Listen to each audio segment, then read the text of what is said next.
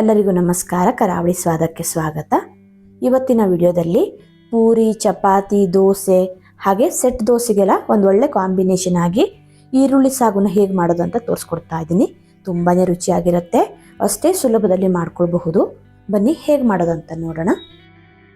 ಮೊದಲಿಗೆ ಸ್ಟವ್ ಮೇಲೆ ಕಡಾಯಿ ಇಟ್ಟು ಸ್ವಲ್ಪ ಎಣ್ಣೆ ಹಾಕೊಳ್ತಾ ಇದ್ದೀನಿ. ಒಂದು 2 ಚಮಚ ಆಗುವಷ್ಟು ಎಣ್ಣೆ ಹಾಕಿ, ಎಣ್ಣೆ ಬಿಸಿ ಆದಮೇಲೆ ಒಂದು ಅರ್ಧ ಚಮಚ ಸಾಸಿವೆ, 1 ಚಮಚ ಕಡಲೆಬೇಳೆ, 1 ಚಮಚ ಉದ್ದಿನಬೇಳೆ ಹಾಗೆ ಒಂದು 1/4 ಚಮಚ ಆಗುವಷ್ಟು ಜೀರಿಗೆ, ಸ್ವಲ್ಪ ಇಂಗಿನ ಪುಡಿನ ಹಾಕೊಳ್ತಾ ಇದ್ದೀನಿ. ಇದಿಷ್ಟನ್ನು ಹಾಕಿ ಕಡಲೆಬೇಳೆ ಉದ್ದಿನ ಬೇಳೆ ಸ್ವಲ್ಪ ಕ್ರಿಸ್ಪಿ ಆಗೋ ತನಕ ಹುರ್ಕೊಳ್ಬೇಕು. ನೋಡಿ, ಈ ರೀತಿ ಸ್ವಲ್ಪ ಕೆಂಪಗಾಗೋ ತನಕ ಹುರ್ಕೊಂಡು ನಂತರ ಖಾರಕ್ಕೆ ಒಂದು 3 ಹಸಿಮೆಣಸಿನಕಾಯಿನ ಸೀಳಿ ಹಾಕೊಂಡಿದ್ದೀನಿ. ಹಾಗೆ ಒಂದು ಅರ್ಧ ಇಂಚ್ ಆಗುವಷ್ಟು ಶುಂಠಿನ ಚಿಕ್ಕದಾಗಿ ಕಟ್ ಮಾಡಿ ಹಾಕೊಂಡಿದ್ದೀನಿ. ಹಾಗೆ ಸ್ವಲ್ಪ ಕರಿಬೇವನ್ನು ಸಹ ಹಾಕಿ ಇದೆಲ್ಲವನ್ನು ಸ್ವಲ್ಪ ಹುರ್ಕೊಳ್ಬೇಕು.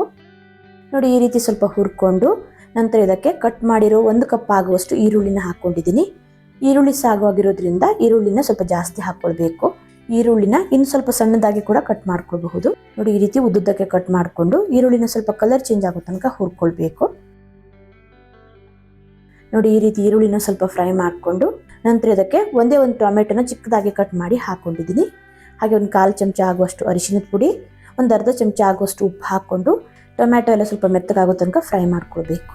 ಬೇಕಿದ್ರೆ ಸ್ವಲ್ಪ ಹಸಿ ಬಟಾಣಿನೂ ಸಹ ಹಾಕಿ ಟೊಮೆಟೊ ಜೊತೆ ಫ್ರೈ ಮಾಡ್ಕೊಳ್ಬಹುದು.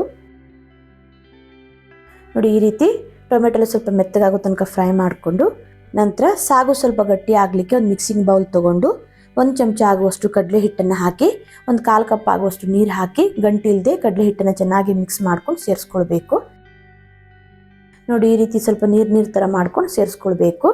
ನಂತರ ಇದನ್ನು ಒಂದು 2 ನಿಮಿಷ ಚೆನ್ನಾಗಿ ಹುರ್ಕೊಳ್ಳಿ, ಹಸಿ ವಾಸನೆ ಎಲ್ಲ ಹೋಗಲಿ.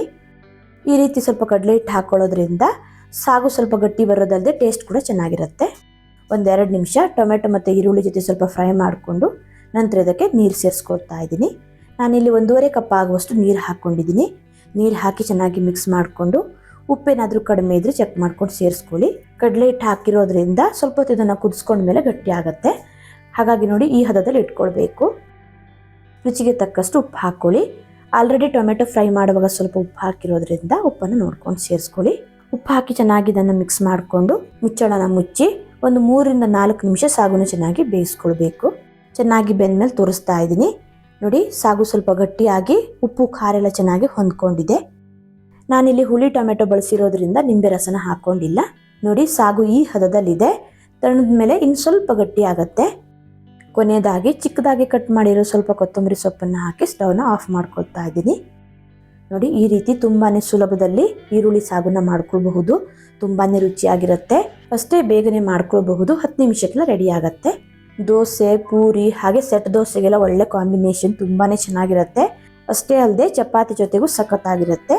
ವಿಡಿಯೋ ಇಷ್ಟ ಆದರೆ ಲೈಕ್, ಶೇರ್, ಕಮೆಂಟ್ ಮಾಡೋದನ್ನು ಮರಿಬೇಡಿ. ಮತ್ತೆ ಸಿಗ್ತೀನಿ ಹೊಸ ವಿಡಿಯೋ ಒಂದಿಗೆ. ಧನ್ಯವಾದಗಳು.